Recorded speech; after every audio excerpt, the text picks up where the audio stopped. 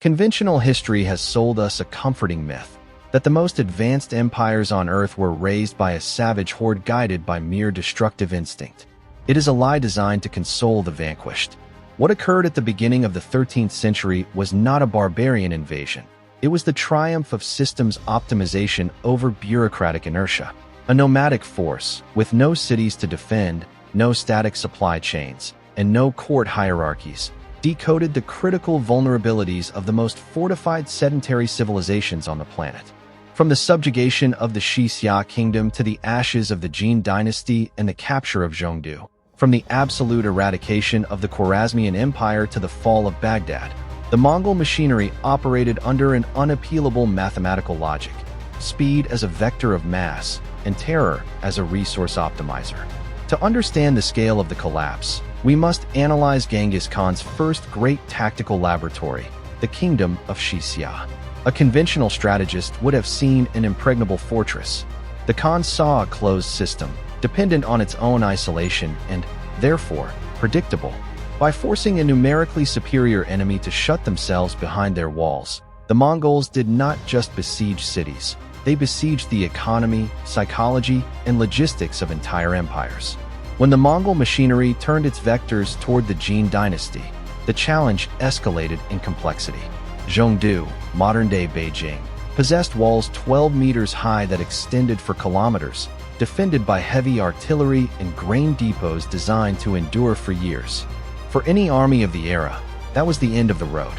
For the unified Mongol command, it was a reverse engineering problem.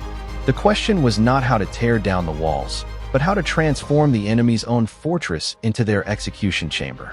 The fall of Zhongdu was not decreed by the brute force of catapults, but through the systematic strangling of its inbound flows, converting the internal population density into a vector of famine and despair. After consolidating control over East Asia, the Mongol machinery sought commercial stability, not total war, in the West. They sent diplomats and merchant caravans to the Khwarazmian Empire. But the pride of sedentary civilizations usually clouds their capacity for strategic calculation. The governor of Ögedei committed the error of executing the Khan's delegation, assuming that the physical distance of the steppe would keep them safe from reprisals. They did not understand that they had just activated an automated annihilation protocol. Genghis Khan did not just demand justice. He designed a campaign of punishment so millimetric and surgical that it would redefine the concept of psychological warfare for the next 1,000 years.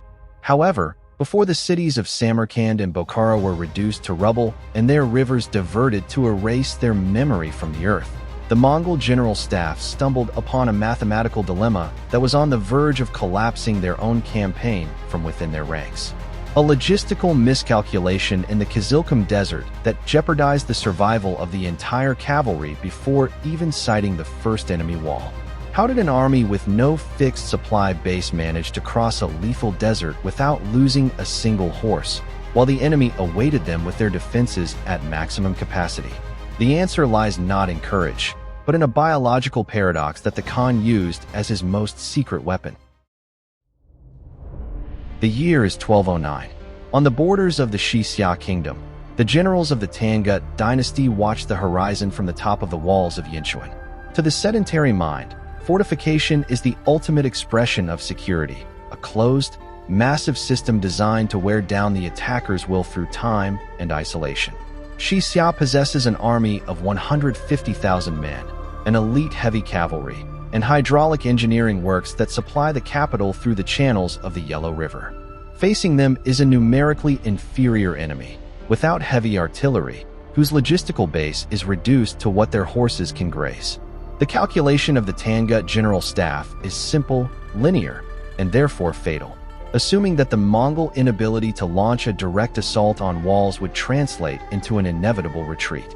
They did not understand that they were trapped in the error of static defense. Genghis Khan did not view the walls of Yinchuan as a physical obstacle, but as a thermal container. In systems physics, a closed container accumulates internal pressure if its dissipation pathways are cut off. By forcing the Xia forces to retreat behind their walls through high-speed, surgical skirmishes, the Khan transformed the adversary's supposed advantage into their greatest vulnerability. The Mongol army did not attack the walls. it attacked the environment upon which those walls depended. The peripheral supply lines were dismantled with mathematical precision, agricultural fields were incinerated, and rural populations were driven into the interior of the capital. The demographic density of Yinchuan, instead of being a defensive asset, instantly became an accelerating vector for famine and disease. A prolonged conventional siege is inefficient. It consumes time and resources, and it exposes the attacker to illness. To break the static equilibrium of Yinchuan without wearing down his own force, the Mongol command executed an engineering maneuver that would alter the course of the campaign. Observing the topography of the terrain and the infrastructure of the Yellow River, the Khan identified the fulcrum of the enemy system. If Xia's hydraulic engineering kept the city alive, that same engineering could be used to bury it.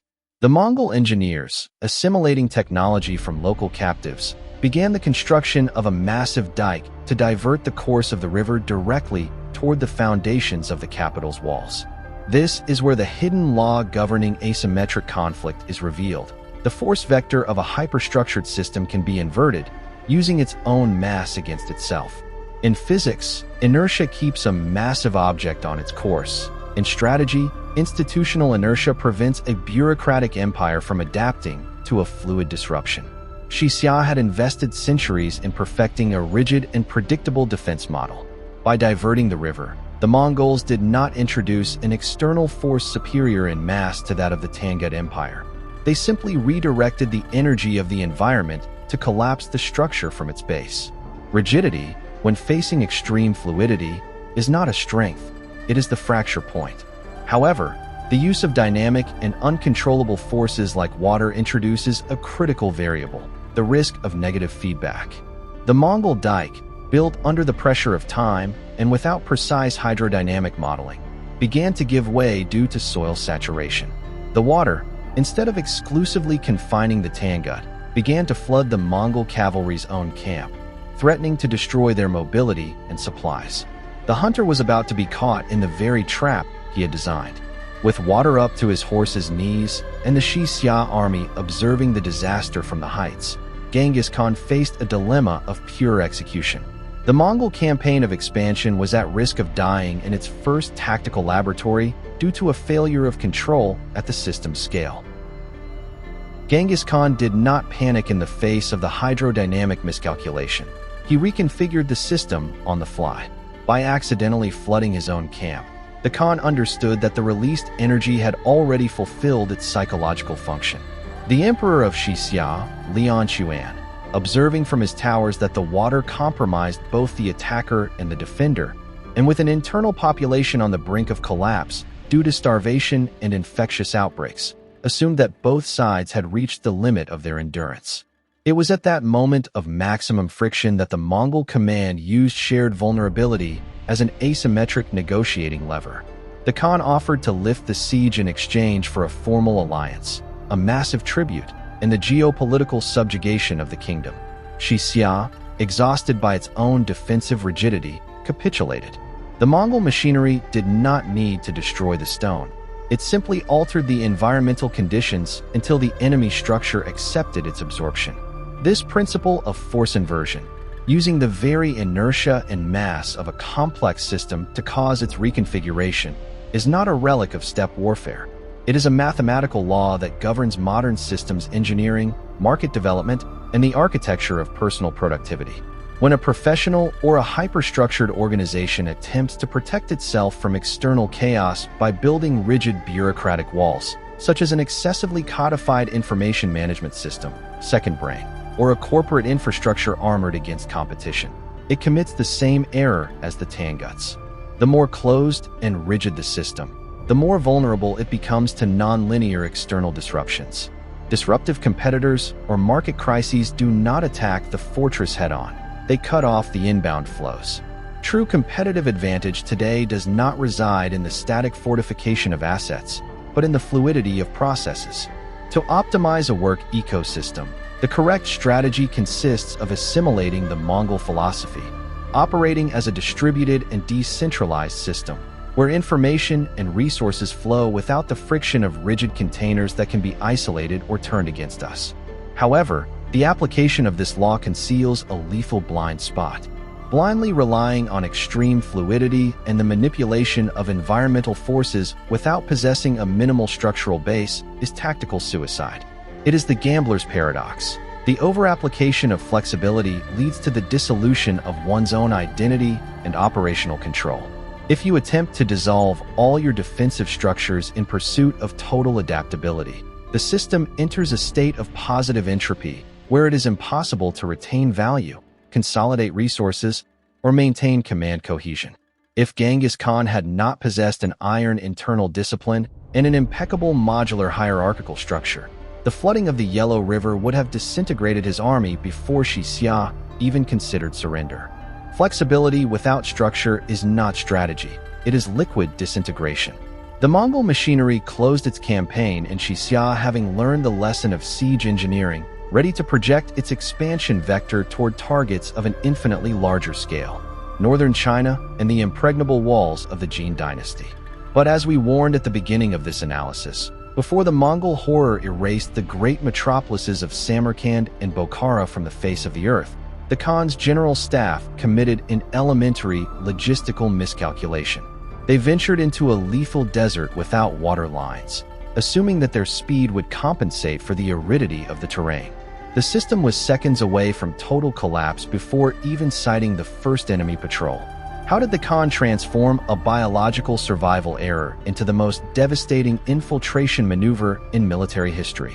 The answer forces us to decode the darkest protocol of nomadic logistics, a solution so extreme that official history took centuries to assimilate. The year is 1211. Badger's Pass is a topographical bottleneck where the Jin Dynasty has concentrated a strike force exceeding 400,000 men, including the legendary heavy cavalry of the Iron Cats. To the general staff of the Zhongdu court, the mountainous geography of northern China was the ultimate firewall, a funnel where Mongol speed was meant to die of suffocation. The Jin engineers had reinforced the gorge with stone fortifications and spiked ditches, confident that numerical asymmetry and the advantage of height would break the backbone of Genghis Khan's army. The Jin calculation was based on the linear assumption that a nomadic army only knew how to operate in open spaces. They were unaware that the Khan no longer thought like a clan chief, but like an analyzer of information and mass flows. Upon approaching the pass, the Mongol vanguard commanded by Jebe executed a feigned tactical retreat, the classic Ögedei, but scaled to an operational theater level. Seeing the supposed retreat, the Jin general made the critical error of abandoning static fortifications to initiate an aggressive pursuit, breaking his own cohesion and stretching his communication lines over kilometers of rugged terrain. When the bulk of the Jin army was fully deployed in the gorge, stripped of the protection of its walls, the Mongol divisions hidden on the flanks closed the trap. The nomadic cavalry did not charge the front. It attacked the communication nodes. Jin messengers and commanders were surgically executed within the opening minutes of the encounter, decapitating the command structure. The 400,000-man colossus instantly became an amorphous, blind, and deaf mass, trapped in its own excess density. The victory at Badger's Pass cleared the vector of advance toward the ultimate prize, Zhongdu, the nerve center of the Jin Dynasty. But the capital was not merely a city. It was an analog defense supercomputer. Its main walls measured 12 meters in height, protected by 3 concentric moats connected to lock systems, and defended by thousands of repeating ballistas and torsion catapults capable of launching primitive gunpowder-based incendiary projectiles. Zhongdu housed underground grain depots designed to feed 1 million people for years.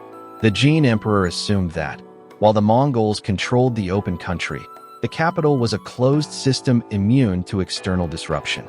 Faced with this challenge, any general of the era would have initiated a frontal assault that would have bled his forces dry on the walls.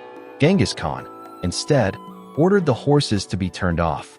The Khan understood that a system of high complexity and high population density, like Zhongdu, possesses an extremely high basal metabolic rate. He did not need to tear down the 12-meter walls. He needed to interrupt the inputs that kept the metropolis's metabolism alive. The Mongol army split into 3 independent corps that swept through the entire agricultural basin of northern China. destroying irrigation canals, confiscating harvests, and deliberately driving millions of peasant refugees inside the capital's walls. The Mongol command applied here a principle of physics applied to strategy. When a closed system doubles its internal density and loses access to external energy flows, internal entropy accelerates exponentially until causing the collapse of the structure. By saturating Zhongdu with refugees, the Mongols transformed the Jin grain depots from a resistance asset into a survival countdown. The siege of Zhongdu dragged on for months, not due to Jin military resistance, but to the mathematical patience of the Mongol command. Inside the city, the excess demographic density triggered the worst-case scenario foreseen by systems engineering: collapse by saturation. The food shortage triggered hyperbolic inflation, followed by widespread famine, typhus outbreaks, and, ultimately, violent factionalism and institutionalized cannibalism within the imperial court itself. Jin ministers began executing each other to hoard rations and blamed the opposing side for the logistical disaster. The system was devouring itself from within. The 12-meter wall remained intact, but the society that was supposed to defend it had dissolved under the weight of its own inertia and lack of flow. In the summer of 1215, the gates of Zhongdu were opened from within by a rebel military faction that surrendered the city in exchange for their lives. The Colossus had been defeated by thermodynamic asphyxiation. The collapse of Zhongdu reveals an uncomfortable truth for any architect of modern organizations. The vulnerability of a system is directly proportional to its level of centralization and complexity. What Genghis Khan executed in the 13th century is the military equivalent of a distributed denial of service (DDoS) attack applied to physical and social infrastructure. He did not need to hack the core of the system. He saturated the operational bandwidth by flooding the periphery with unmanageable variables. In the business ecosystem, product development, or personal productivity management through rigid architectures, such as a hyperstructured knowledge management system or a centralized corporate model, creates the illusion of control. Like the three moats of Zhongdu, these structures are designed to resist direct and predictable impacts. However, in volatile environments, metabolic hypercomplexity becomes lethal.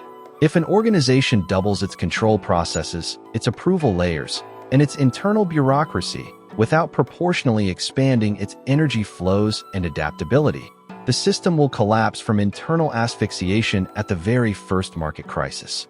The true strategist does not seek to armor their structure within a static container. They seek to reduce the system's metabolic rate, decentralize decision-making nodes, and ensure that the organization can operate with minimal flows of external information.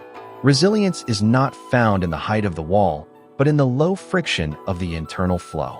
However, the strategy of metabolic strangling and complexity asymmetry possesses an absolute blind spot. The danger of attempting to defeat a competitor or manage a crisis by inducing the saturation of their flows resides in the law of systemic contamination. If a strategist extends the perimeter of the siege too far or excessively prolongs the strangling phase without possessing an immediate absorption structure, the chaos generated on the outside will eventually infect their own machinery. In business, attempting to suffocate a rival by blocking their distribution channels or saturating their market niche with alternative products is a suicidal maneuver if your own operational costs depend on the stability of that very same market. If you destroy the ecosystem to kill the parasite, you die with the host. The collapse of a hypercomplex system releases an entropic shockwave, disorder, asset devaluation, and competitive cannibalism that can engulf the attacker if they do not maintain a hermetic separation from the affected environment. Asphyxiation requires surgical precision. If the environment becomes completely contaminated, the advantage of nomadic fluidity dissolves in the mud of widespread destruction. The Jin Dynasty had fallen, and with it, northern China was integrated into the Mongol supply network. The machinery was optimized, its engineers had assimilated the most advanced siege technology in the world, and the Khan controlled the densest flow of wealth in Asia. Everything pointed toward an era of institutional consolidation. But the pride of sedentary empires is cyclical and predictable. To the west, Shah Allah ad-Din Muhammad, ruler of the opulent Khwarazmian Empire, observed the rise of Genghis Khan with fatal disdain. By ordering the execution of the diplomatic and commercial delegations sent by the Khan, the Shah did not merely break a pact of immunity. He assumed that the thousands of kilometers of lethal deserts and mountains separating his domains from the steppe would act as an insurmountable shield. The Shah had just activated the Khwarazmian Protocol. What he did not know was that the Mongol General Staff was not planning a conventional invasion, but an infiltration and psychological warfare operation on a logistical scale that military science considered mathematically impossible. A deployment that would force the warriors of the steppe to execute one of the darkest and most extreme decisions in the history of survival. The year is 1219. In the palaces of Samarkand, Shah Ala ad-Din Muhammad counts the nodes of his defensive network with the arrogance of one who knows himself to be sheltered by geography. His empire possesses a standing army of 400,000 men, a trained professional force that doubles the number of the eastern contingents. The Shah's strategic plan is purely static and compartmentalized. Instead of consolidating a single strike force in the open field, he decides to fragment his army into massive garrisons along the main fortified cities of the Karakorum River.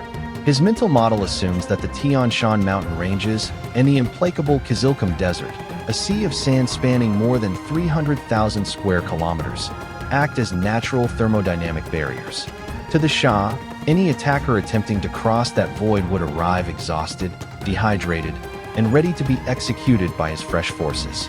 Khwarazm's miscalculation lay in measuring distance in kilometers and not in logistical processing speed. Genghis Khan did not contemplate a linear invasion. He designed a distributed and asynchronous attack.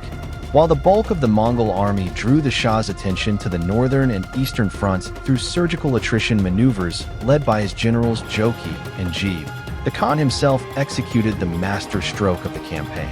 Relying on local guides and exploiting a forgotten trade route, he introduced a force of 50,000 horsemen directly into the heart of the Kizilkum Desert. To overcome the biological barrier of aridity, the nomadic command activated the strictest protocol of its survival logistics.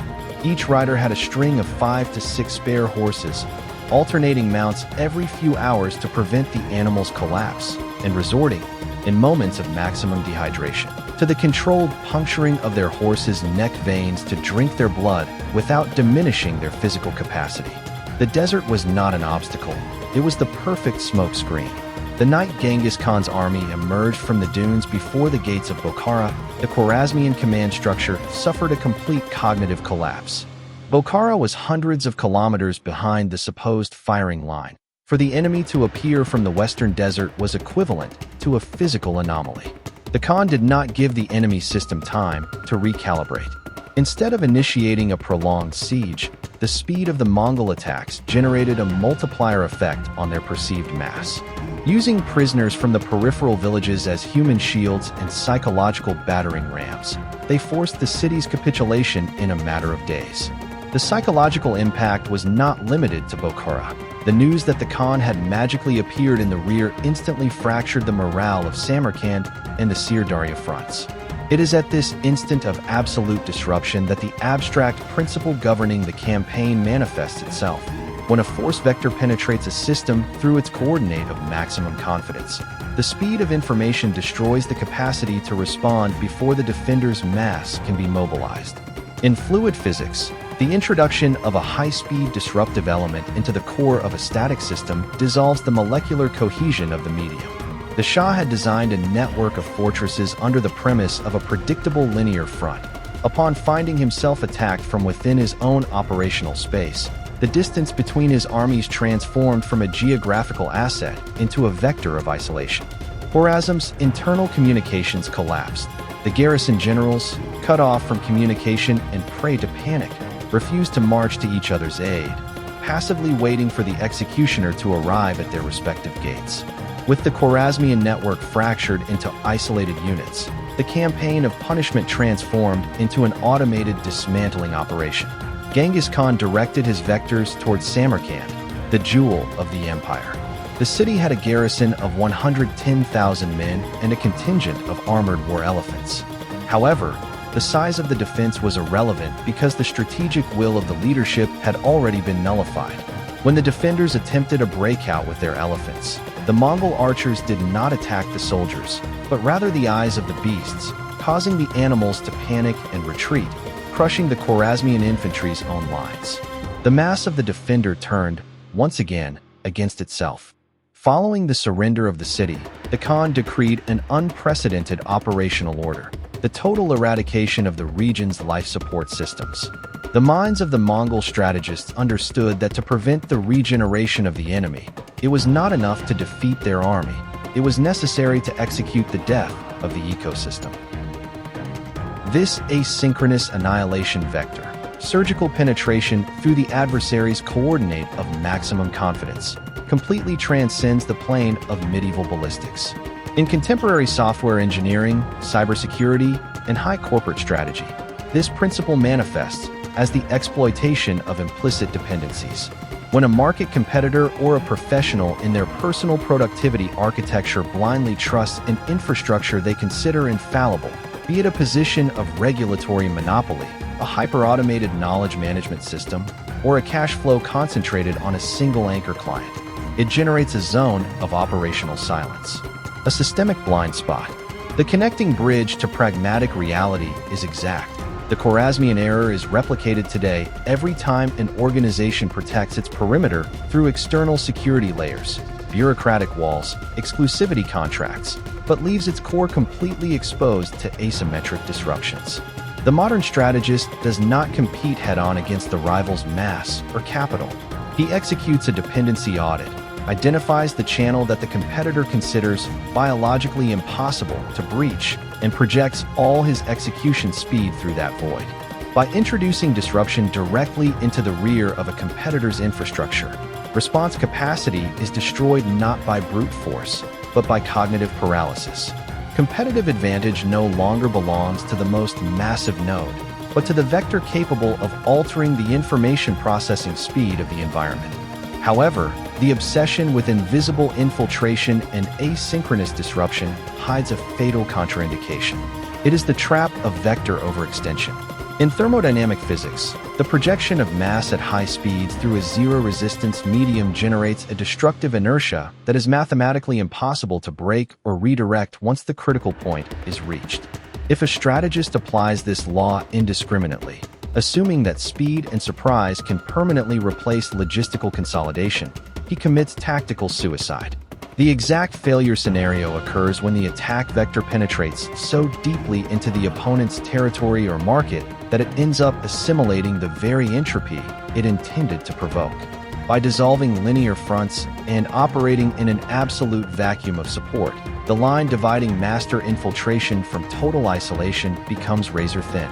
If the enemy system does not collapse under the initial psychological impact and manages to recover the synchronization of its hidden nodes, the asynchronous vector remains trapped in a two-way attrition network, without withdrawal lines, without resupply, and exposed to automated annihilation by peripheral saturation. Speed without structural anchorage is not control. It is a ballistic trajectory towards self-destruction. Genghis Khan did not fall into the overextension trap in Khwarazm because his general staff calculated the attrition rate with the coldness of an algorithm. The Shah's empire was wiped from the maps, its cities were leveled, and its rivers diverted to ensure that the structure could never regenerate. The Mongol machine had demonstrated that it could subdue fortified kingdoms and dissolve continental empires in less than a decade. Its expansion seemed to have no physical limits. However, the final destiny of complex systems is always determined by their own law of succession. With the empire's mass expanded from the Pacific to the gates of Europe, the machinery was approaching its most dangerous fracture point, the death of the central programmer himself. In the year 1227, in the arid lands of Xia during a consolidation campaign, Genghis Khan's biological engine shut down permanently. The Khan's death was not communicated to his armies. An absolute silence protocol was activated where any witness on the funeral convoy's route was executed to prevent leaked information from causing a generalized moral collapse. The largest empire in human history was left devoid of its central processing unit. How did a military structure based on the absolute charisma of a single man manage to survive the disappearance of its creator without instantly fragmenting into a fratricidal civil war? The answer does not lie in loyalty, but in the design of a political inheritance mechanism so cold and modular that modern political science is still trying to decode it. A power gambit that would shift the destruction vector directly toward the kingdoms of Europe. Year 1223. On the vast plains of the south of modern-day Ukraine, the unified forces of the principalities of the Kievan Rus and the nomadic Cumans consolidate a coalition of massive proportions. More than 80,000 warriors, including heavy infantry and armored boyars, advance with the absolute certainty of mathematical superiority. Their objective is a Mongol contingent that does not exceed 20,000 horsemen, commanded by Jebe and Subutai the Hound. To the Grand Prince Mstislav of Kiev, this encounter is not a systemic threat, but a mopping-up operation. An enemy expeditionary corps that, after rounding the Caspian Sea, finds itself operating thousands of kilometers away from its supply bases and in completely unfamiliar territory. The mental model of the Rus assumes that an army outnumbered 4-1, tired and isolated, will desperately seek flight or negotiation. That error of cognitive linearity turned their mass into their own death sentence. For 9 consecutive days, the Mongol light cavalry executed a razor-thin retreat, leaving behind a calculated trail of abandoned supply wagons, exhausted horses, and feigned casualties. Witnessing what they interpreted as the imminent logistical collapse of the invader, the momentum of the Rus transformed into a competition of ego and ambition. Prince Mstislav of Halych, eager to claim the exclusive glory of the Mongol destruction, accelerated the march of his cavalry vanguard, completely uncoupling from the bulk of Kiev's heavy infantry, which was left lagging days behind. By stretching their lines of pursuit over dozens of kilometers, the Rus voluntarily fragmented their structural cohesion. The Rus military bloc no longer operated as a unified system, but as a series of isolated micro-packets of mass in time and space. On May 31st, 1223, upon reaching the banks of the Kalka River, the vanguard of the Rus crossed the riverbed with its guard down, assuming the enemy would continue its flight. It was then that Subutai turned off the simulated retreat. In a matter of minutes, the Mongol light cavalry ceased its withdrawal, pivoted on its own axis with flawless synchronization, and formed a compact battle line. Behind them, emerging from the depressions of the terrain, came the Mongol heavy cavalry, hidden until that moment from the adversary's field of vision. The Rus ran head-on into an intact, disciplined force in perfect combat formation. The fatigue accumulated during 9 days of frantic pursuit instantly struck the boyar horses and riders, whose order of battle dissolved before they could draw a single effective line of charge. At this critical point of tactical inflection, the abstract principle that governed the encounter is unveiled. When a system absorbs external kinetic energy through an elastic retreat, the mass of the pursuer dissipates, and its inertia destroys cohesion before the force vector can be applied. In the mechanics of materials, an elastic band stores potential energy as it stretches, only to release it with a multiplied impact at the point of maximum extension. Subutai did not fight the numerical superiority of the Rus. He transformed it into a variable of self-attrition. By using the steppe as a dynamic shock absorber, the Mongol command stretched the enemy system to its point of elastic rupture. The Kievan Rus had invested all its energy in the speed of pursuit. By suddenly shifting the direction of the vector, the force of the Mongol impact encountered a structure whose internal resistance was practically zero. The Mongol counterattack at the Kalka River was not a conventional cavalry charge. It was an algorithmic crushing operation. The Mongol horse archers used armor-piercing arrows specifically designed to penetrate the boyar's chainmail, firing at close range while the heavy cavalry closed off the escape routes toward the river. The vanguard of the Rus, seized with panic, retreated in a stampede, colliding directly into their own reinforcements who were barely crossing the riverbed, amplifying the chaos and trampling their own infantry. The internal logistical disaster of the coalition reached its zenith. The contingents of the different principalities, unable to communicate with each other due to prior political rivalries and the geographical isolation of the combat, devoured one another in the attempt to flee. Subutai had transformed an army of 80,000 men into an inert mass trapped in a topographical slaughterhouse. The execution of the victory banquet over the still-living bodies of the princes of the Rus, imprisoned under a wooden platform where the Mongol generals celebrated their triumph, was not a mere act of sadism. It was the formal closure of an extreme optimization process. Subutai and Jebe demonstrated that in an asymmetric environment, the opponent's brute force is irrelevant if you control the elasticity of the operational space. This principle of the elastic front, causing the pursuer's inertia to dissipate their own mass, finds an exact connecting bridge in the design of modern software architectures, corporate crisis management, and personal productivity engineering. In the development of high-availability systems, this strategy translates directly into the concept of fault isolation through elastic degradation. When a server receives a denial-of-service attack or a massive overload of requests, a rigid system, like the static phalanxes of the Rus, attempts to process and intercept every impact in real time until the memory is saturated and the system completely collapses. An elastic system, by contrast, executes a strategic retreat. It diverts excess flows to isolated temporary storage containers, stretches response times in a controlled manner, and lets the inertia of demand dissipate in the vacuum of waiting. By fragmenting the mass of inbound traffic into manageable micropackets, the system can counterattack and process information surgically once the peak pressure has subsided. True resilience does not consist in resisting the impact head-on, but in possessing the structural capacity to temporarily deform in order to absorb the kinetic energy of the environment without losing the integrity of the operational core. However, blind faith in operational elasticity and strategic retreat conceals a critical vulnerability: the trap of irreversible plasticity.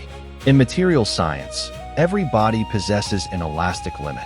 If the applied force deforms the object beyond that numerical threshold, the material undergoes permanent plastic deformation and loses its capacity to recover its original shape. On the plane of strategy and business, applying this law indiscriminately is tactical suicide. The exact collapse scenario occurs when you execute an elastic retreat or a market withdrawal against an adversary whose processing speed and internal synchronization are equal or superior to your own. If you retreat in a controlled manner expecting the competitor to stretch their supply lines and lose cohesion, but the rival operates as a high-fidelity distributed system, the pursuit will not fracture their structure. On the contrary, you will voluntarily grant them the initiative, cede critical space, lose control of information flows, and allow the enemy to strangle your vital nodes before you can activate the counterattack vector. If you stretch the network too far without calculating the structural resistance of your own forces with mathematical precision, the strategic withdrawal automatically transforms into a real and irreversible stampede. Flexibility without a rigid return anchor is the fastest path to dissolution. Subutai and Jebe returned to the central steppe having completed the longest and most devastating reconnaissance expedition in the history of cavalry, consolidating the tactical maps of an entire continent. The Mongol machinery had demonstrated that its laws of flow, speed, and operational asymmetry worked with the same precision in the deserts of Asia as on the plains of Europe. However, the final destiny of empires is always determined by a variable that no siege algorithm can perpetually control: the biological clock of its creators. In the year 1227, while consolidating control over East Asia, the central processing unit of Mongol expansion stopped forever. Genghis Khan was dead. The most extensive empire in human history was left devoid of its original programmer, a scenario that the political science of the era interpreted as the inevitable beginning of a fratricidal civil war and the instant fragmentation of the network. What the sedentary empires ignored was that the Khan had not simply left a kingdom as an inheritance. He had designed a modular succession protocol so cold and authoritarian that the transition of absolute power would be executed without a single drop of internal blood. How did Ögedei Khan, the designated heir, manage to transform a confederation of warring clans into a hyper-efficient bureaucratic state capable of coordinating armies 10,000 kilometers away from a capital built in the middle of nowhere? The answer forces us to decode the engineering of Karakorum, the node city that centralized the planet's flow of wealth. Year 1227. In the arid foothills of the Lupan mountain range, during the final siege against the persistent resistance of Xia, the central processing unit of the most extensive empire on the planet suffers an irreversible systemic failure. Genghis Khan is dying. To the geopolitical analysts of the sedentary empires of the era, this instant represented the ultimate collapse variable. Linear history dictated that a continental structure cemented upon the absolute charisma of a single nomadic warlord had to disintegrate violently and chaotically upon his disappearance.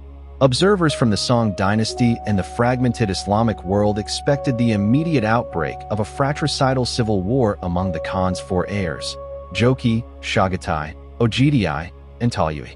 The miscalculation of sedentary civilizations lay in assuming that the Mongol Empire was personal property, when in reality it was a power algorithm coded to survive its programmer. Conscious of the imminence of his own end and of the latent tensions among his descendants, the Khan did not appeal to dynastic sentimentalism. He executed a leadership compatibility audit. Jochi, the firstborn, bore the suspicion of illegitimacy due to the early kidnapping of his mother, which generated a destructive and irreconcilable friction with Subutai, the guardian of traditional nomadic law, the Asa. A direct collision between the two would have fragmented the army into two symmetrical factions of mutual annihilation. To neutralize this design flaw at the core of his lineage, Genghis Khan forced his sons to accept a strategic arbitration before his final breath. Manipulating each one's vectors of ambition, he diverted the main line of succession toward his third son, Ögedei, valued not for his martial brilliance in the open field, but for his extraordinary capacity for mediation and bureaucratic pragmatism. Command did not require an absolute warrior, it required a systems balancer. However, resolving the nominal succession was futile if the information of his death leaked before consolidating the handoff of command. The Mongol General Staff then activated the strictest isolation protocol in military history. The death of Genghis Khan was classified as an absolute state secret.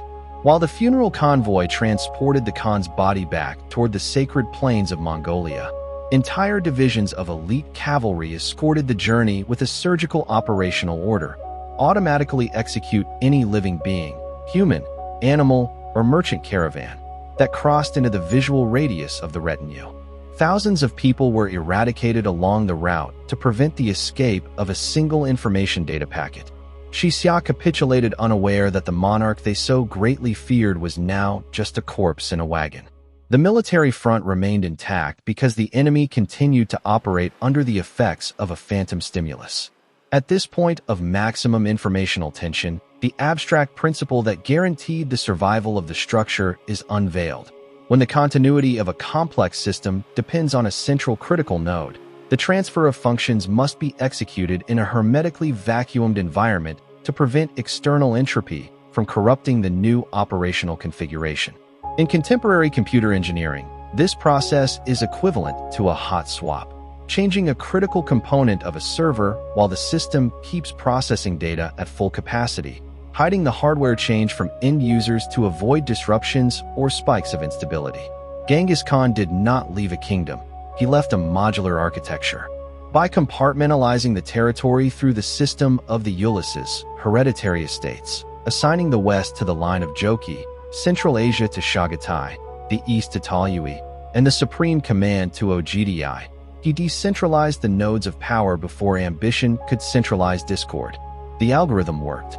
In the year 1229, after 2 years of flawless interim regency by the youngest son, Talyui, the princes of the steppe gathered in the Great Unified Council, the Kurultai. None of the brothers attempted to launch a coup d'état. The inertia of the modular system designed by their father and the internal discipline of the Yasa armored the transition.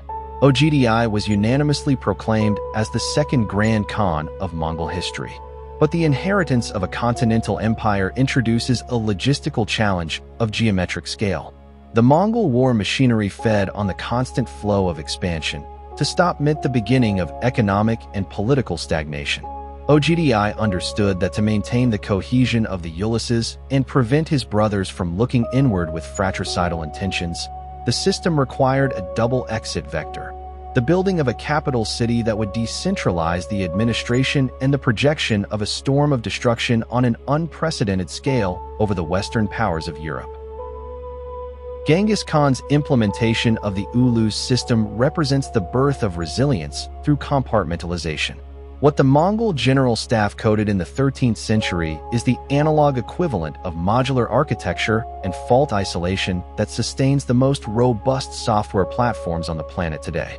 On the business plane, in the management of highly complex projects or the design of your own personal performance system, such as a deep digital organization infrastructure or second brain, the lesson of the Mongol transition is fundamental. Most professionals and executives commit the error of the sedentary empire. They build monolithic structures. They create systems where leadership, information flows, and financial resources are so hyper-centralized that the downfall of a single critical variable or the loss of a key role triggers a chain reaction that destroys the entire organization. The modern strategist, emulating the Khan succession protocol, implements a decentralized modular design. By dividing your operations into autonomous units or subsystems, each with its own resources, databases, and independent computing capacity, you ensure business continuity. If one of your projects or markets suffers a devastating crisis, the impact is hermetically contained within that specific module. The central core of the system continues processing flows and executing decisions without being contaminated by the entropy of the periphery. True stability does not depend on the immortality of its components, but on the modularity of its architecture. However, the obsession with modular compartmentalization and extreme decentralization conceals a lethal blind spot, the trap of fragmentation by silos or the loss of semantic cohesion. In systems engineering, when a model is divided into too many autonomous components without a rigid communication interface, the routing cost and data latency become unmanageable, causing the paralysis of the ecosystem due to a lack of synchronization. The exact scenario of tactical suicide occurs when you decentralize your organization's functions or the areas of your workflow so radically that you destroy the unified governance protocol. If each module or department begins to operate under its own rules, metrics, and interpretations of reality, the system loses its strategic identity. The moment a large-scale maneuver is required that demands the total convergence of resources, the structure will fail. You will discover that the modules have become so independent that they no longer respond to the central core, transforming the ecosystem into an archipelago of fiefdoms in internal competition. Modularity without a high-authority unified router is not resilience. It is the prelude to a fratricidal fragmentation. Ögedei Khan understood this danger with crystalline clarity. He knew that the Ulysses would maintain temporary stability, but that geographical distance would eventually dissolve the empire's identity if an absolute synchronization node were not created. To resolve this, the new Grand Khan ordered an unprecedented feat of civil and administrative engineering: the building of Karakorum in the middle of the steppe and the deployment of the YAM, the first hypervelocity messaging and information exchange network that functioned as the Internet of the 13th century. With the core of the system stabilized and information flowing at speeds that defied the physics of the era, the Mongol machinery was ready to project its most ambitious vector of expansion. The European monarchies, immersed in their feudal wars and protected by their imposing stone castles, viewed the reports of the fall of the Kievan Rus as distant events caused by disorganized hordes. They did not possess the slightest capacity for calculation to understand the nature of the colossus approaching their borders. In the winter of 1241, General Subutai would unleash a coordinated wartime storm across thousands of kilometers of the European front, executing a simultaneous assault maneuver so mathematically exact that it would force the armies of Poland and Hungary to collapse on the very same day, hundreds of kilometers apart from each other, in an automated manner. Europe was about to discover that its stone fortresses were merely the tombs of its most elite knights. Year 1235. In the vastness of the Orkhon River Valley, where previously there existed only the emptiness of the steppe and the seasonal passage of herders, rises a geometric anomaly of wood, adobe, and stone, Karakorum. To the courts of the Western powers and the remnants of the Chinese bureaucracies, the building of a permanent capital by a nomadic empire was interpreted as a symptom of strategic weakening. Sedentary analysts linearly assumed that, by settling in a fixed geographical point, the Mongols were committing the error of renouncing their greatest asset, the fluidity and invulnerability granted by not having a nerve center to defend. They supposed that Karakorum would become a static target, a heavy bureaucratic container that would slow down the war machinery of the new Grand Khan, Ögedei. What the cognitive inertia of traditional civilizations failed to process is that Ögedei was not building a city to inhabit it. He was designing a central router for information and capital. The pressure on the second Grand Khan was absolute. The military machinery unified by his father required an unceasing volume of resources, tribute, and booty to maintain the cohesion of the Ulysses and the loyalty of the princes of the steppe. Stopping the expansion meant the financial collapse of the system. Expanding blindly without a centralized control node meant the ballistic fragmentation of the empire due to communication latency. Ögedei decoded that the true problem of a transcontinental empire is not physical distance, but the processing time of directives and the friction in the flow of assets. His response was not to armor the borders with walls, but to empty the steppe of artificial obstacles to create a high-fidelity transmission network. Karakorum was erected in the middle of nowhere precisely because it operated as the center of zero gravity, a node free from the historical inertia of the old, conquered capitals. To endow this central router with an operational bandwidth unprecedented in the medieval world, Ögedei coded and deployed the YAM, the first intercontinental express postal messaging protocol. Along the main trade and military routes, the Mongol General Staff built relay stations, the E02, separated by exact mathematical intervals of between 40 and 50 kilometers, the maximum distance an elite horse can gallop at its limit speed before suffering a biological failure due to fatigue. At each station, the Khan's messengers, equipped with the Pesa, a metal tablet that acted as a priority routing credential and absolute authority, could instantly change mounts or hand over the baton to a new rider in less than 3 minutes. If a messenger needed to transmit a military directive of critical urgency, he bound tight leather bands around his vital organs to mitigate the internal hemorrhagic impact of riding for days on end without rest. This deployment of logistical engineering reveals the abstract principle that stabilized the largest empire on the planet. When the geographical scale of a system expands exponentially, the viability of the structure does not depend on the volume of its mass, but on the critical speed of the feedback channel. In modern systems dynamics, stability in the face of disturbances is ensured by minimizing the control loop latency. The YAM reduced information transit time from months to mere days. An order issued in Karakorum reached the operational fronts in Russia or northern China before the enemy could process the nature of the previous movement. Ögedei transformed the vastness of the Eurasian space into a perfect thermal conductor. Information no longer traveled at the speed of an army's march, but at the speed of the network's urgency. Karakorum thus became the thermodynamic sink of global wealth. By ensuring a flow channel with zero resistance through the YAM and the absolute protection of the Pax Mongolica, caravans on the Silk Road voluntarily diverted their trajectories toward the Orkhon. The capital did not produce goods, it processed value. Persian merchants, Chinese hydraulic engineers, European diplomats, and captive artisans from across the continent converged on the central node, introducing a cultural and technological density that Ögedei assimilated to optimize state administration. However, the centralization of a flow of such magnitude in a single geographical point of the steppe, an ecosystem with zero indigenous agricultural capacity, introduced a critical negative feedback vulnerability. Karakorum depended 100% on the stability of its external logistical inputs. If a single one of the grain supply lines from northern China was interrupted, the brain of the empire ran the risk of dying of starvation in the middle of the desert. The logistical architecture implemented by Ögedei Khan with the design of Karakorum and the routing network of the YAM is not a relic of the medieval past. It is the fundamental blueprint of modern network theory. The strategy of clearing the steppe of obstacles to accelerate the feedback loop translates exactly today into the optimization of corporate workflows, the design of high-end industrial infrastructures, and the management of deep personal productivity through a second brain. In contemporary systems engineering, the connecting bridge is found in the principle of latency reduction in critical memory channels.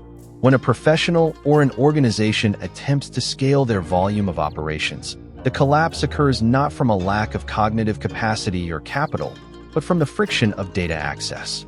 An inefficient system saturates its internal storage, searching for information in unstructured silos. The modern strategist, emulating the infrastructure of Karakorum, builds a thermodynamic information sink, a central core optimized exclusively for the routing and processing of flows, supported by rapid-access peripheral nodes that function exactly like the Mongol E02. Instead of processing problems monolithically, information is compartmentalized into standardized micropackets that travel with absolute priority through the corporate network. By minimizing the time that elapses between capturing an environmental signal and executing the central directive, the system acquires an asymmetric agility. It can mutate its market offering, contain a reputational crisis, or pivot a technological development before internal or external competition can even formulate a response. Operational supremacy belongs not to the one who possesses the most resources, but to the one who operates with the lowest latency. However, blind faith in high-speed flow centralization and feedback optimization introduces a catastrophic structural vulnerability, the paradox of hyper-centralized dependency. In fluid physics and process control theory, when a system is designed to depend exclusively on the continuous flow of a central sink without possessing buffers or local autonomous storage capacities, any micro-disruption in the inbound lines causes an instantaneous cascading failure due to resource starvation. The exact scenario of tactical suicide occurs when you optimize an organization or your own productive infrastructure under the model of absolute, just-in-time, or total centralization of flows into a single analytical node. If you eliminate all local redundancies and safety inventories under the premise that the network is infinitely fast and reliable, you hand over your strategic survival to the environment. The moment a highly unpredictable exogenous factor, a geopolitical schism, a ransomware attack on communication channels, or a sudden disruption in the primary supply chain freezes a single one of the inbound arteries, the system's brain will collapse. Lacking local reserves due to an obsession with efficiency and fluidity, the central node, Karakorum, transforms into a static death trap that devours its own resources in a matter of hours. Hyper-efficiency without isolated redundancy is the blueprint for a perfect catastrophe. Ögedei Khan was fully aware that the brain of his empire breathed through the fragility of those logistical channels and that the inertia of centralization required a massive external pressure escape. The machinery could not afford to look inward or show the slightest symptom of shortage or weakness before its own princes. The network had to feed on the kinetic energy of destruction. To consolidate absolute control of the central node and ensure the endless flow of tribute that Karakorum demanded, the Mongol General Staff convened the definitive Great Council. The phase of internal stabilization had concluded. The algorithm of the steppe was ready to unleash its most devastating and systematic attack vector against the Western powers. In the winter of 1236, a compact mass of 150,000 horsemen, under the supreme command of Ögedei Khan and the tactical design of the indomitable General Subutai, crossed the frozen rivers of the Volga. It was not a simple raiding incursion. It was the deployment of a modular annihilation network mathematically coordinated across thousands of kilometers of front. Western Europe, fragmented in its feudal disputes and trusting in the apparent solidity of its stone walls, was completely unaware that the orders dictating the automated decapitation of its kingdoms had already been routed and signed thousands of leagues away, in a bureaucratic office in the middle of the Mongolian desert. The perfect storm was about to break the map of Christendom. Year 1241. On the plains of Eastern Europe, the armies of feudal Christendom deploy under the absolute certainty of their structural superiority. Before them, they do not see an army, but what their chroniclers describe as a savage, disorganized horde of Eastern horsemen. The miscalculation of the Western monarchs lay in their inability to conceive of warfare outside the parameters of frontal clashes and geographical isolation. The kingdoms of Poland and Hungary operated as closed systems, trusting that the physical distance and the natural barriers of the Carpathians would grant them weeks of advance notice to coordinate their forces. Henry II the Pious, Duke of Silesia, concentrates a massive army in Liegnitz, awaiting the convergence of allied forces from Bohemia, while hundreds of kilometers to the south, King Bela IV of Hungary entrenches his troops behind the fortified passes of the Sejo River. The psychological pressure on the Mongol command does not stem from the mass of armored European knights, but from the razor-thin necessity of preventing these two gigantic military reserves from converging on a single front of resistance. To neutralize this risk of allied consolidation, General Subutai does not execute a linear advance. He unleashes an algorithm of dispersion and simultaneous attack. The 150,000-man Mongol army is surgically divided into multiple autonomous columns before crossing the European border. While the main body under the command of Subutai and Ögedei Khan aims directly at the heart of Hungary, a northern detachment commanded by Bidar and Kadin diverts toward Poland with a single operational mission: to act as a biological signal inhibitor.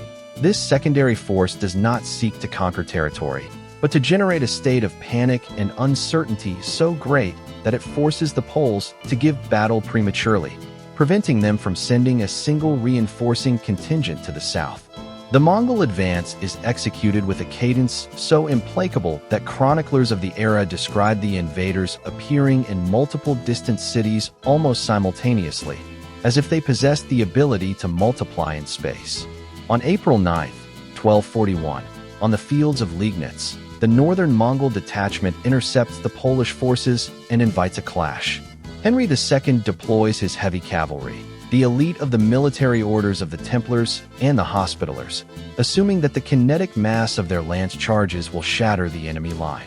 At first contact, the Mongol vanguard executes its classic maneuver, a feigned elastic retreat. The European knights, interpreting the withdrawal as a symptom of panic, break their own cohesion and launch into a chaotic pursuit.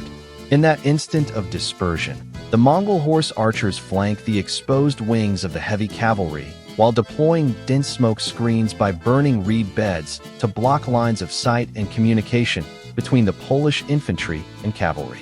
Henry II finds himself trapped in a bubble of informational isolation. Without visibility, surrounded by an enemy firing continuous volleys of armor-piercing arrows from all directions without ever offering a static front to charge, the Polish army is systematically decapitated. The victory at Liegnitz is absolute, but the true masterpiece of strategy occurs on the temporal plane. Barely 2 days later, on April 11, 1241, more than 400 kilometers away and on the other side of the Carpathian mountain range, King Bela IV of Hungary wakes up in his fortified camp on the Sejo River under the impact of a massive surprise attack commanded by Subutai himself.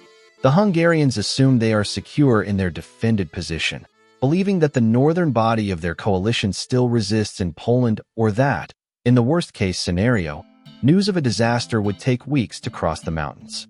What Hungarian military intelligence failed to process is that the fall of Liegnitz and the assault on the Sejo River were not two independent wartime events. They were the synchronized execution of a single decentralized operational blueprint. The King of Hungary is forced to engage in battle at the exact moment his northern allies have ceased to exist, nullifying any possibility of receiving logistical assistance. At this climax of simultaneous collapse, the abstract principle that orchestrated the fall of Eastern Europe is unveiled. The neutralization of a complex coalition is achieved not through the massive concentration of force against its center of gravity, but through the execution of asynchronous parallel operations that outpace the processing and synchronization speed of the adversary network. In contemporary process engineering, this phenomenon is equivalent to the design of a distributed thread lock or parallel execution without dependencies, launching multiple subprocesses that operate independently in space but synchronized in time, saturating the computing capacity of the competitor's central processor. Subutai did not defeat medieval armies because he possessed better swords or armor. He defeated them because his feedback loop, the YAM system, allowed him to coordinate movements hundreds of kilometers away with less latency than the time European monarchs required to send a messenger on horseback to a neighboring kingdom. The rigidity of the European stone structure was dismantled by the fluidity of a distributed attack algorithm. The two greatest military powers of Eastern Christendom had been eradicated within a 48-hour window. The road to the Holy Roman Empire and the Atlantic coast was left devoid of organized defenses capable of containing the inertia of the Mongol cavalry. However, at the zenith of this triumph of military engineering, when the map of Europe seemed destined to be redrawn under the golden gradient of the steppe, Subutai's machinery would face the inherent contradiction of its own logistical design. The simultaneous disarticulation maneuver executed by Subutai is not a phenomenon exclusive to military history. It is the most perfect empirical demonstration of distributed asynchronous computing applied to the plane of real competition. What the Mongol General Staff discovered empirically on the steppes is the underlying physical principle that today governs the optimization of high-availability systems and the design of extreme personal productivity models. In today's corporate fabric, in the management of highly volatile reputational crises, or in the structuring of a high-fidelity knowledge management system, the law of asynchronous parallel operation acts as the sole antidote against collapse by saturation. Traditional organizations operate synchronously. They execute a task, wait for confirmation from the environment, process the response, and only then activate the next step. This monolithic design is identical to that of the European feudal coalitions. It generates such high structural latency that the system is left completely defenseless against multidirectional attacks. The modern strategist, by contrast, fragments their execution vectors. If your workflow ecosystem or your company faces a massive market disruption, you do not concentrate all your resources on a frontal debate. You deploy autonomous micro-task forces that operate independently and without mutual dependencies, blocking the competitor's response threads on multiple simultaneous fronts. By eliminating the need for heavy, constant synchronization in every micro-decision, your processing speed surpasses the adversary's threshold of perception. You do not defeat them through critical mass. You defeat them because you fragment their attention span to the point of causing paralysis by excess stimuli. However, blind faith in distributed asynchronous execution and the autonomy of operational columns conceals a devastating blind spot: the trap of race conditions and the loss of eventual consistency. In systems architecture, when multiple autonomous processes modify the state of a structure without a rigid final synchronization mechanism, the temporal order of operations becomes corrupted, producing corrupted data and the thermal collapse of the environment due to a lack of cohesion. The exact scenario of tactical suicide occurs when you apply this strategy against a centralized, high-speed competitor operating in a closed, high physical density environment. If you disperse your forces into asynchronous columns, assuming the rival will psychologically fracture, but they possess an instant internal communication channel and a movement capacity superior to your deployment speed, the distributed paralysis turns against you. Lacking a real-time, synchronous interconnection between your units, the adversary will not wear themselves out chasing ghosts. They will linearly and sequentially intercept each of your isolated columns, destroying them individually before the other components of your network even learn of the collision. Asynchrony without a master clock for final synchronization is the fastest method to hand the enemy victory through self-inflicted fragmentation. Subutai and Ögedei Khan never neglected that master clock. The temporal synchronization of their storm over Central Europe had depended entirely on an unalterable external variable, political and biological stability in Karakorum. The distributed network functioned flawlessly because the main routing node continued to broadcast its control signal without interference. But in December 1241, at the exact moment when Mongol advance guards sighted the outskirts of Vienna and the strategists of the steppe prepared the definitive assault toward the heart of the Holy Roman Empire, an exhausted YAM messenger, his chest blood-stained from the pressure of the gallop, crossed the snowy passes with a data packet that would halt the deadliest military machinery on the planet dead in its tracks. The second Grand Khan had passed away in Mongolia. By dynastic law, the Yasa demanded that all princes of royal blood immediately halt any military operation in progress, regardless of its strategic importance, and return instantly to the capital for the new Kurultai. The invasion of Western Europe was not defeated by the armies of Christendom, nor by the solidity of its stone fortresses. It was deactivated by an internal line of legal code. Subutai gave the order to retreat. In less than 48 hours, the elastic annihilation network rolled back toward the east, leaving behind a shocked continent that would never manage to understand why the storm that was about to devour them dissolved into the horizon in the same astonishing manner in which it had appeared. Europe had been saved by a last-minute logistical miracle, but the price of the changing of command in the largest empire in the world was about to unleash the most brutal and fratricidal collision in the history of the steppe. December 1241. On the frozen plains surrounding Vienna, the panic of Western Christendom has reached its critical mass. The vanguard forces of General Subutai patrol the banks of the Danube, while Mongol spies are already mapping out the routes toward northern Italy and the heart of the Holy Roman Empire. To the European monarchs, the approach of this war machinery was an apocalyptic event that defied all theological or military logic. Their structural miscalculation lay in assuming that the enemy operated under the same territorial incentives and political limitations as they did. They assumed that the capture of a major capital or a fierce resistance behind stone walls would wear down the Mongol attack vector. They did not understand that they were trapped in a tactical simulation where their military mass had already been processed and neutralized by an asynchronous algorithm. However, at the zenith of this absolute control of the board, the psychological pressure falls not upon the European defenders, but upon the internal communication lines of the Mongol general staff itself. Thousands of leagues away, at the central node of Karakorum, the master control signal has been abruptly extinguished. Ögedei Khan, the second Grand Khan and engineer of the Yam postal protocol, has died following an excess of alcohol during a day of hunting. The information travels at the speed limit through relay riders, crossing deserts, mountains, and frozen steppes with absolute routing priority. When the information packet reaches the camp of Subutai and Ögedei Khan on the outskirts of Vienna, the Mongol war machinery suffers an instantaneous deceleration. The law of succession engraved by Genghis Khan into the Yasa permitted no geographical or operational exceptions. Upon the death of the sovereign, all princes of royal blood, the Chingizids, had to immediately freeze their advanced vectors, roll back their divisions in a coordinated manner, and return instantly to the imperial capital for the appointment of the successor at the Great Unified Council, the Kurultai. The decision facing General Subutai represents the ultimate dilemma between local tactical gain and global system integrity. From a purely military perspective, halting the invasion at that specific instant was an irrational anomaly. Europe lacked strategic reserves capable of containing a direct assault toward the Atlantic.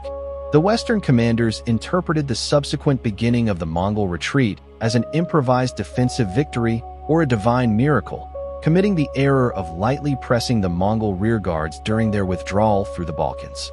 What European intelligence cataloged as a retreat due to attrition was, in reality, the execution of the most disciplined and implacable evacuation protocol in ancient history. Subutai's divisions did not fall back in a rout. They contracted upon themselves, maintaining the same geometry of elastic flanks that they had used to destroy the Kievan Rus, automatically devastating every strip of territory they crossed on their way back to ensure a desert buffer zone behind them. At this point of maximum tension, where a transcontinental empire freezes its expansion at its moment of greatest efficiency, the abstract principle that governed the structure is unveiled. The stability of a high-availability distributed network is guaranteed not through the absolute autonomy of its terminal nodes, but through the unconditional submission of all subprocesses to a global synchronous synchronization signal. In contemporary software architecture design, this phenomenon is known as the Global Stop Event Consensus Protocol, a safety mechanism where, faced with a critical mutation in the state of the master node, all independent execution threads interrupt their local processes in a coordinated manner to prevent data corruption and ensure the consistency of the entire system. Subutai did not obey the retreat order out of fear of physical punishment or out of mystical devotion. He did so because he understood that the strength of the Mongol machinery resided not in the spears of his men, but in the mathematical fidelity of the law that unified them. Violating the Yasa in Europe to win a local campaign would have meant the immediate fragmentation of the empire into a multi-front civil war. The withdrawal was completed with the same astonishing precision with which the invasion had been designed.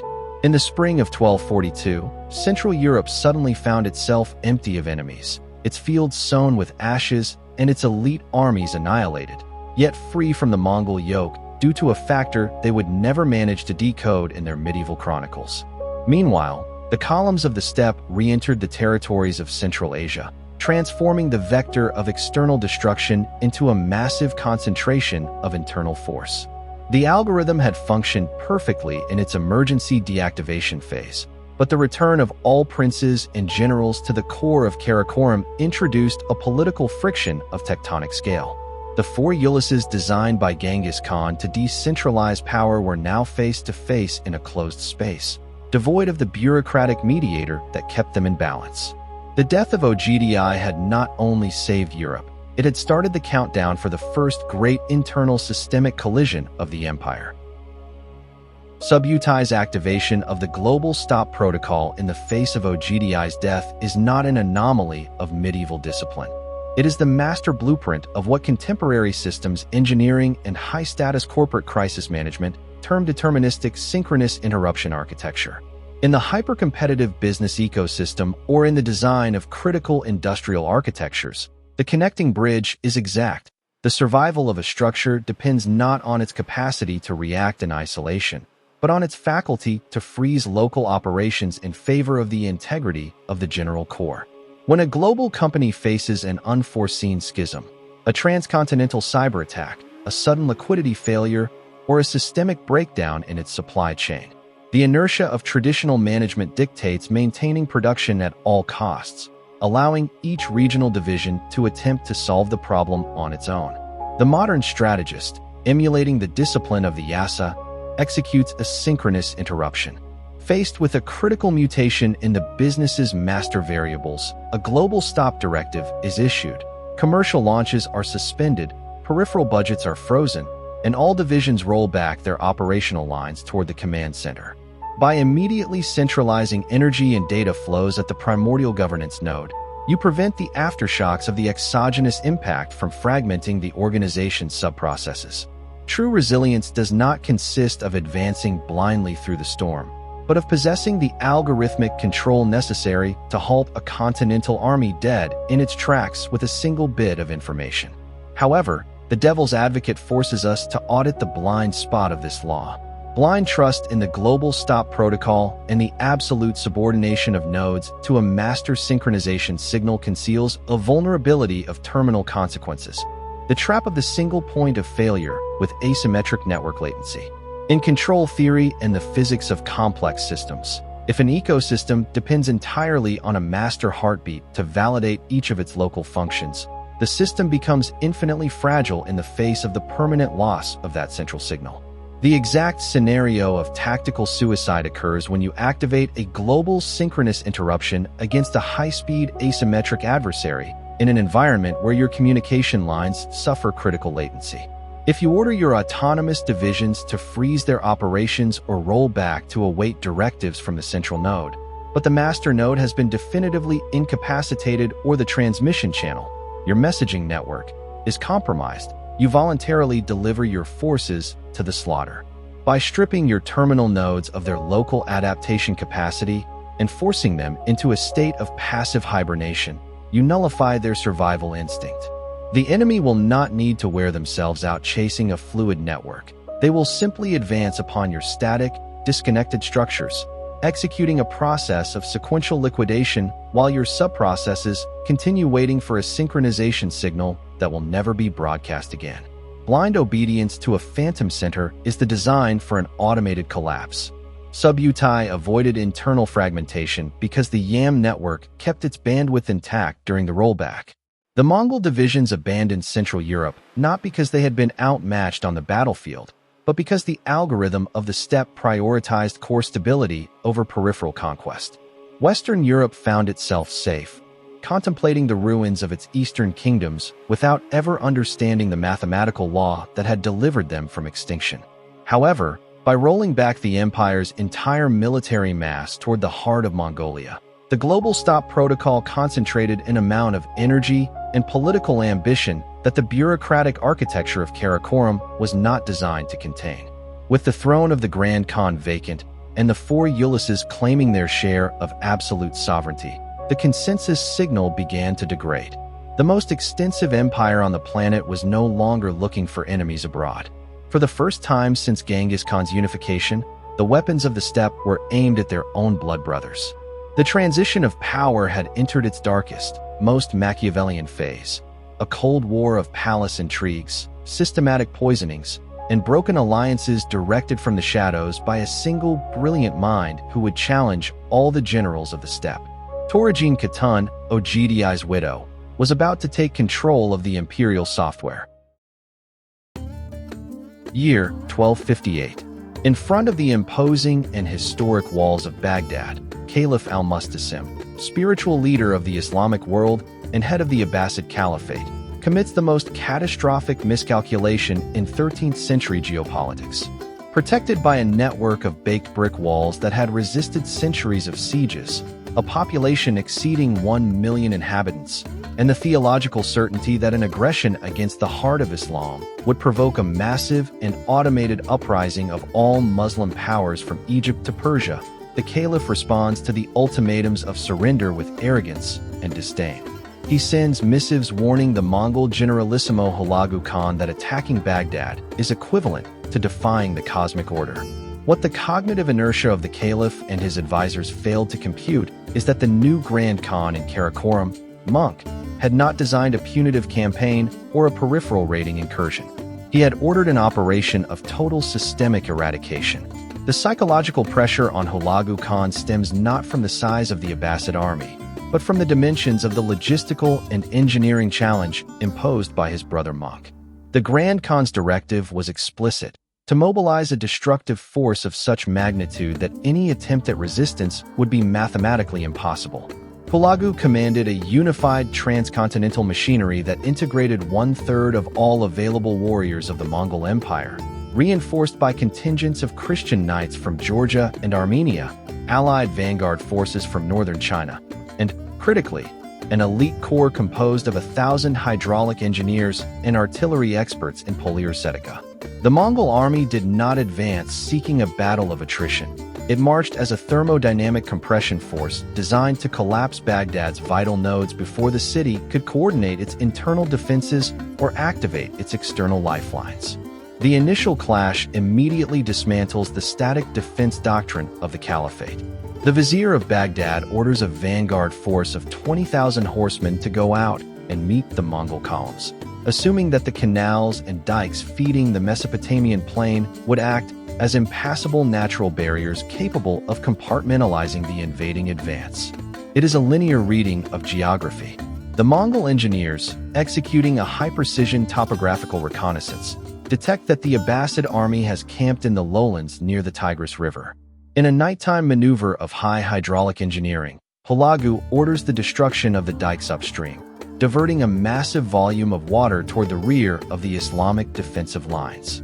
At dawn, the Caliph's army finds itself trapped in an impassable quagmire, isolated from its command center, and with its flanks exposed. The Mongol cavalry executes a perfect encirclement maneuver, pushing the survivors into the torrent of the river.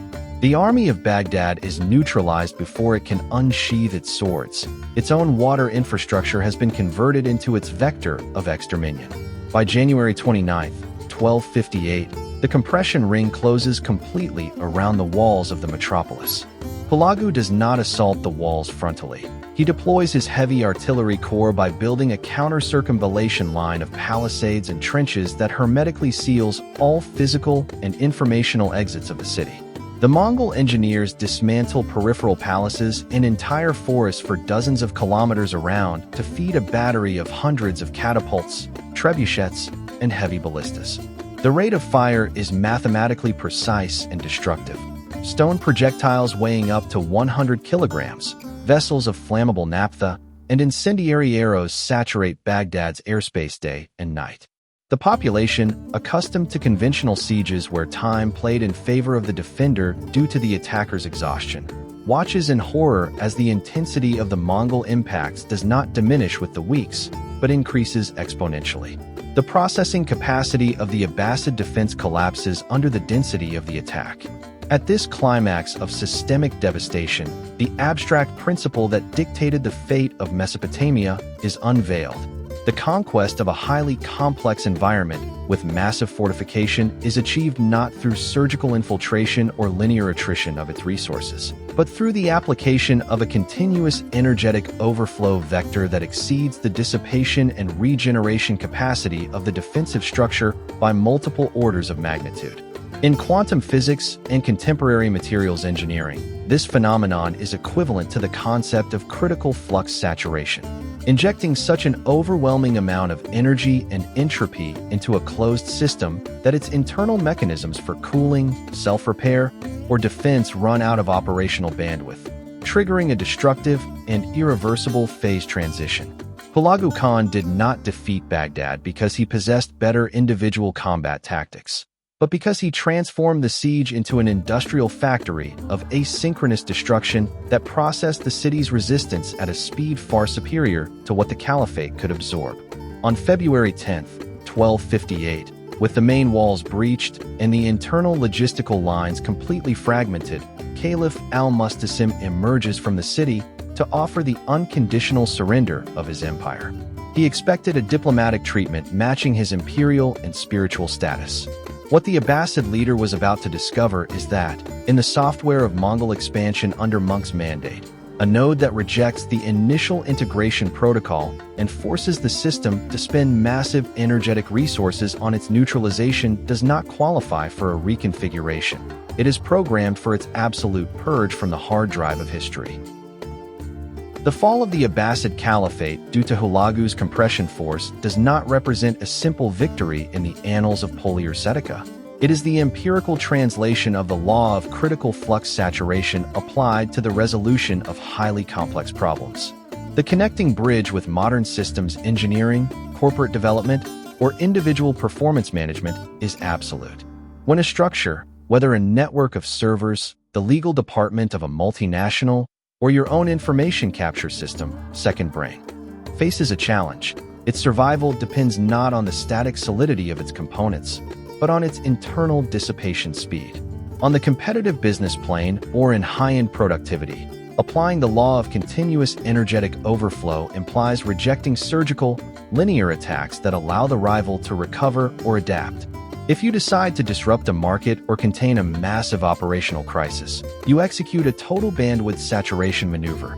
You inject resources, automations, content, and traction asynchronously through multiple simultaneous channels. You do not give the competitor's control department time to process the first impact before 3 new variables have collapsed their decision-making.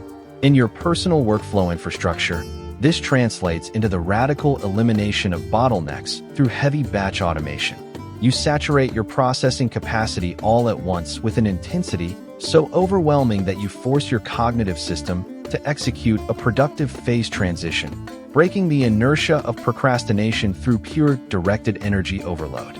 You bend the environment because your injection speed exceeds the dissipation capacity of the resistance by multiple orders of magnitude.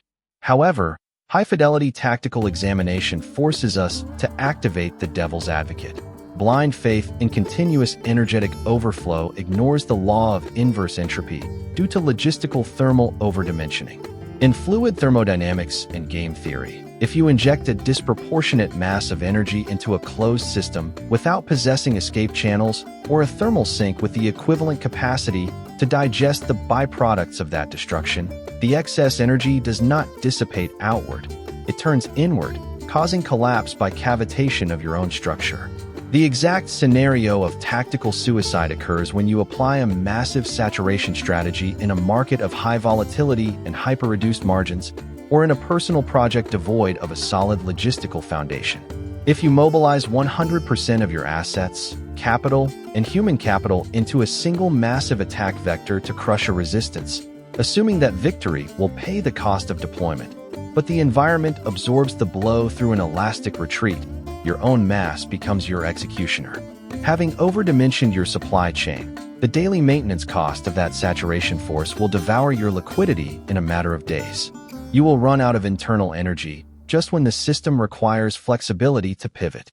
The over-engineering of destruction generates an inertia so heavy that the strategist becomes trapped in the center of the collapse they themselves provoked, transforming their victory into a terminal logistical bankruptcy. Hulagu Khan understood the thermodynamic limits of his wartime mass. He knew that the destruction of Baghdad had to be rapid and total because maintaining one-third of the imperial army on the Mesopotamian plains required an endless flow of resources that was already stressing the YAM networks. The Abbasid Caliphate had been purged from the system, but the operational cost of the saturation had left the Mongol vanguard in Southwest Asia in a state of dangerously fragile equilibrium. With the Caliphate dismantled, Hulagu fixed his eyes on the last bastion blocking access to North Africa and absolute control of the Mediterranean, the Mamluk Sultanate of Egypt. However, at the precise moment when the machinery was preparing its final attack vector, the global synchronous signal from Karakorum flickered once more with the death of Grand Khan Möngke. This time, the global stop protocol would not cause an orderly rollback. It would trigger a definitive short circuit among the princes of the steppe. The era of automated steppe expansion was over. For the first time in the empire's history, a Mongol army would face another Mongol army in a war of mutual annihilation for control of the master code. The fall of Baghdad had been the zenith. The plain of Ain Jalut awaited to demonstrate what happens when two energetic saturation forces collide head-on with each other. The detailed analysis of the first great Mongol expansion forces us to confront a reality that escapes conventional historiography.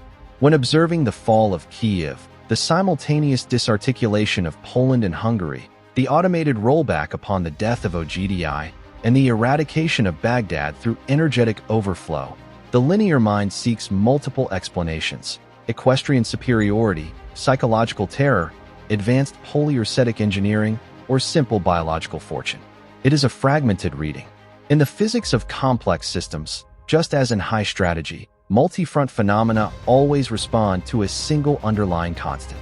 The master thesis that unifies this absolute empire is defined by a structural paradox. The very same algorithmic variable that guaranteed the scalability and external invincibility of the Mongol machinery was what inevitably programmed its internal fragmentation. That factor was the radical elimination of latency through the strict codification of behavior. Genghis Khan and his successors did not build a kingdom. They designed a decentralized operating system whose competitive advantage lay in the speed of consensus and the suppression of the individual ego in favor of flow consistency. When the environment demanded asynchronous parallel operations, the system fragmented its resources with the precision of a multi-core processor. When the central core suffered a critical mutation, the global stop protocol frozen entire armies at the gates of Europe to preserve the integrity of the matrix. However, the blind spot of this deterministic design is that closed systems are incapable of processing the entropy of their own success. By expanding the operational perimeter over thousands of kilometers and assimilating disparate cultures, geographies, and energy densities, the global synchronization signal, the master clock of Karakorum, began to suffer asymmetric degradation. The mass of the empire became so gigantic that the time required to transmit consensus surpassed the mutation speed of its peripheral nodes.